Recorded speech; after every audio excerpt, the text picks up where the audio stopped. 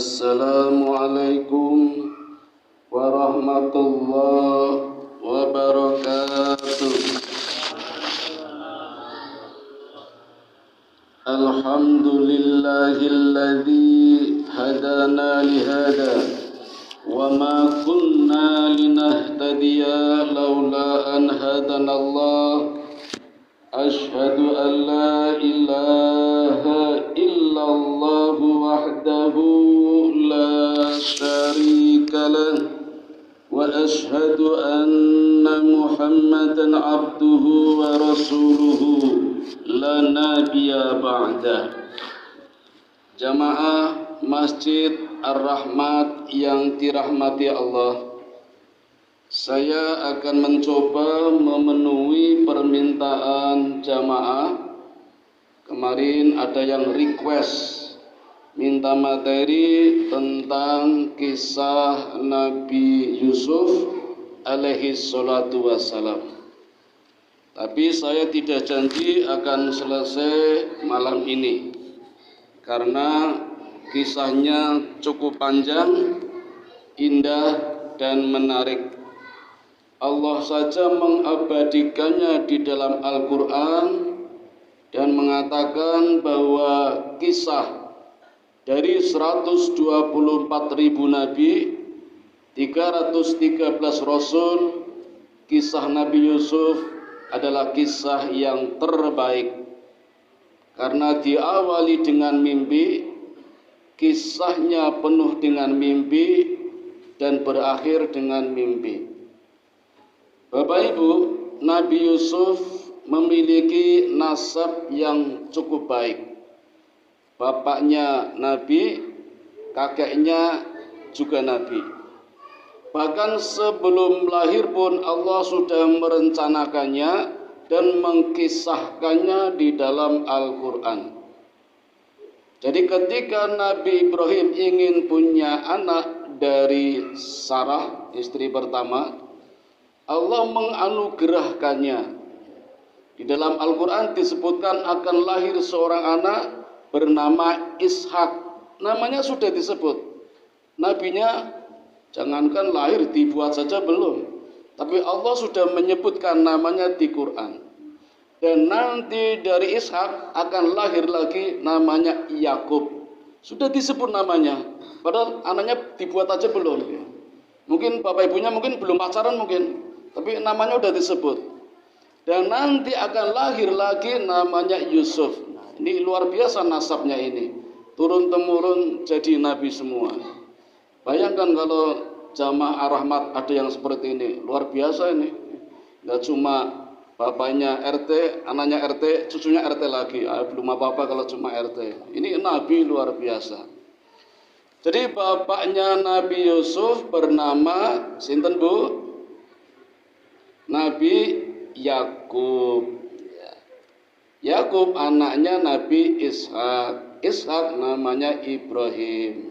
Kita ke Yakub dulu. Yakub punya 4 istri Bapak Ibu. Lia, Rahil, Bilha, Zulfa. Dengan jumlah anak 12. Laki-laki semua. Lia adalah istri pertama, dikaruniai 6 anak. Riben, Simon, Yehuda, Lewi, Isahar, Zebulon. Lia memang istri pertama Bu dari Yakub, tapi bukan cinta pertama. Cinta pertamanya adalah Rahel. Jadi ketika Yakub hijrah dari Palestina ke Padan Aram, bekerja di pamannya bernama Syekh Laban, tiap hari lihat 2 gadis yang kakaknya kebetulan kurus, bengkring, kerampeng, pucet, semaputan, pet-petan. Jadi nggak suka. Sukanya adiknya yang bernama Rahel yang condel, lincah, gesit, prigel, petakilan, tomboy. Nah, itu yang disenangi Nabi Yakub. Cinta pertamanya di situ.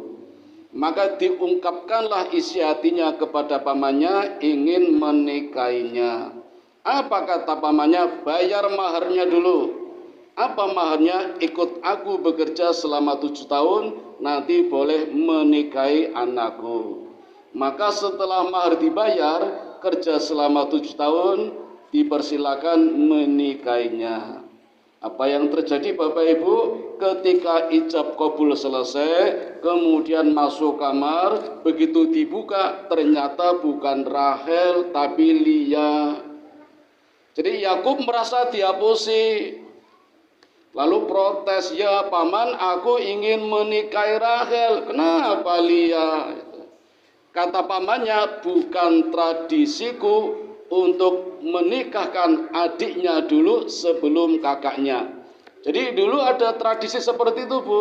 Nggak boleh ngelangkai, harus kakaknya dulu. Kalau sekarang kan nggak apa-apa, Pak, nggih?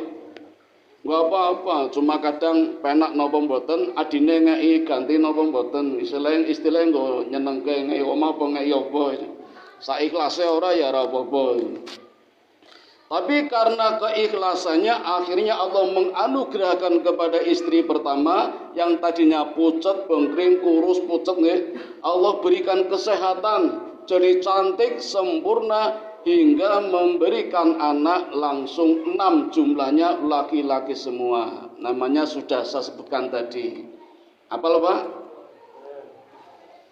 Nah, kemudian tetap berhasrat ingin menikahi adiknya yang bernama Rahel. Kata pamannya, bayar mahar lagi 7 tahun lagi nanti boleh menikahinya. Setelah mahar dibayar kemudian menikahinya, tetapi mohon maaf Bapak Ibu, kehamilannya sempat tertunda. Sekian lama tidak hamil, Rahel tidak enak dengan suaminya. Aku kok ora meteng-meteng ya, aduh ora penak iki. Lalu menghadiahkan budaknya bernama Bilha untuk dinikahinya. Jadi nikahi budaknya dulu sebagai hadiah dan hamil melahirkan 2 anak namanya Gad sama Naftali. Istri pertama Lia weruh, Mary, mosok aku tidak bisa memberikan hadiah, lalu memberikan hadiah budak lagi namanya Zulfa. Jadi Yakub kan menikahi budaknya lagi. Wah, jenengan hidup di masa itu kawin-kawin terus, Pak. Dan dari Zulfa dikaruniai 2 anak lagi, namanya Dan sama Din ya. Jadi namanya memang pendek-pendek, nggak ada namanya Sugianto, nggak ada dulu. Namanya Din dan Jat, pendek-pendek sekali itu, laki-laki. Pun jadi anaknya piro? 6 tambah loro 10 nggih. Nah, setelah itu Rahel baru hamil dan melahirkan 2 anak laki-laki bernama Yusuf dan Bunyamin. Jadi jumlah anaknya 12. Nah, dari 12 anak laki-laki inilah ada yang menjadi nabi namanya Yusuf. Bapak Ibu, sayang sekali Yusuf di usia 4 tahun, adiknya di usia 1 tahun, ibunya tidak panjang umur. Allah mengambilnya. Jadi Rahel meninggal duluan. Wis duwe anake keri, lagi seneng-senenge ngomong cah cilik, Allah mengambil dulu. Yang diambil Rahel, cinta pertamanya. Bisa dibayangkan betapa sedihnya Yakub punya istri yang baru melahirkan, yang sangat ditunggu-tunggu karena cinta pertamanya Allah mengambilnya. Barangkali Bapak Ibu ya, kalau buat kita cinta ya cinta ini ojo kebangetan biasa mawon, ndak malah kados ngaten. Barangkali seperti itu. Nah, maka perlakuan terhadap anak-anaknya mulai tidak imbang. Sebenarnya wajar Bapak Ibu, namanya bapak nggih cinta kepada anaknya yang sudah nggak ada ibunya. Berarti Yakub itu merangkap sebagai ayah juga sebagai ibunya. Momong Yusuf, momong Bunyamin kan masih kecil. Sedangkan anak-anak dari istri-istri sebelumnya kan sudah gede-gede. Ono sing S2, S1, SMA. Ini cacilik 4 tahun sama setahun. Jadi kalau sayangnya terpusat pada Yusuf sama Binyamin kan wajar nggih. Ning anake do protes, dikiranya bapak enggak perhatian, kami kurang kasih sayang.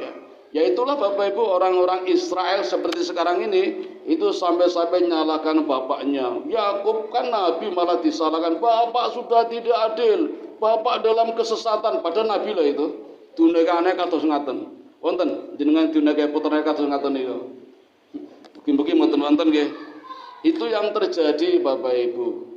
Maka anak-anak yang lain yang 10 nggih dari 3 istri mulai merencanakan bagaimana caranya agar kasih sayangnya bapak beralih kepada 10 anak ini, tidak pada 2 anak, Yusuf sama Bunyamin. Jadi di hati anak-anak yang lain timbul rasa dengki Bapak Ibu. Ya bahasa Arabnya hasad. Dan hasad inilah penyakit pertama yang Allah turunkan di muka bumi sebelum penyakit-penyakit lain. Kan ada penyakit jasmani, ada penyakit rohani, ada penyakit lahir, ada penyakit batin. Nah, penyakit lahir kan banyak, stroke, ginjal, paru-paru, darah tinggi. Itu penyakit jasmani, tidak menyebabkan orang masuk neraka. Jadi nggak usah khawatir kalau punya penyakit itu. Justru yang berbahaya adalah penyakit hati, dengki, hasad, iri, itu yang menyebabkan orang bisa masuk neraka. Nah, sejak Adam di sorga, Allah sudah makhluknya mulai muncul yang namanya iblis punya penyakit hasad, dengki dengan Nabi Adam. Turun ke bumi, ya gara-gara hasadnya iblis tadi. Termasuk anak-anaknya Yakub itu juga terkena penyakit hasad. Apalagi Bapak Ibu di suatu hari Nabi Yusuf belum jadi nabi nggih, masih kecil, bermimpi melihat 11 bintang, bulan dan matahari menyembahnya, sujud kepadanya. Allah abadikan di dalam surat Yusuf, surat yang ke-12, jumlah ayatnya 111, tentang mimpinya Nabi Yusuf ada di ayat ke-4. Saya bacakan ayatnya. A'udzu billahi minasyaitonir rajim. Ngapunten suarane rada serak-serak kering niki. Angga dina rekaman terus nih. Bismillahirrahmanirrahim. Lumayan. Inni ra'aitu ahada asyara kawkaban wasyamsa wal qamara ra'aituhum li sajidin.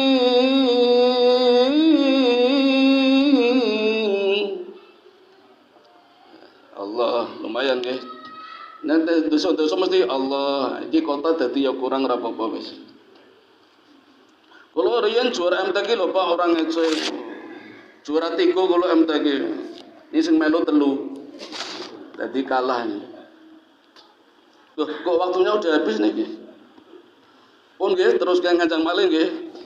Ternyata udah habis nggih. Masih panjang ceritanya. Ini tak rampungkan dulu.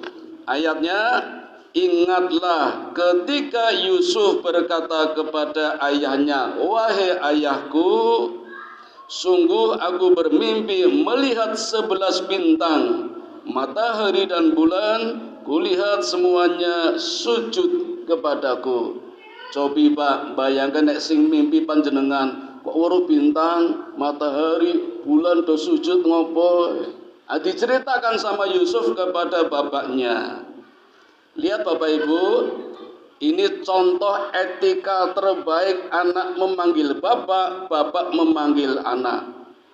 Yusuf tahu bapaknya namanya Yakub, tapi nggak pernah bilang Yakub, Pak Yakub, nggak pernah.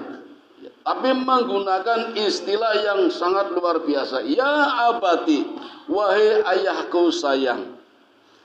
Yakub tahu nama anaknya Yusuf, tapi nggak pernah manggil Yusuf, apa sop, nggak pernah. Ya bunayya, wahai anakku sayang. Nanti dicoba nggih, manggil anaknya gitu. Anaknya juga dicoba. Jadi kan ngajari dulu manggil istrinya, halo say, gitu ya. Say itu sayang, bukan syaiton, bukan. Nanti keliru say, syaiton.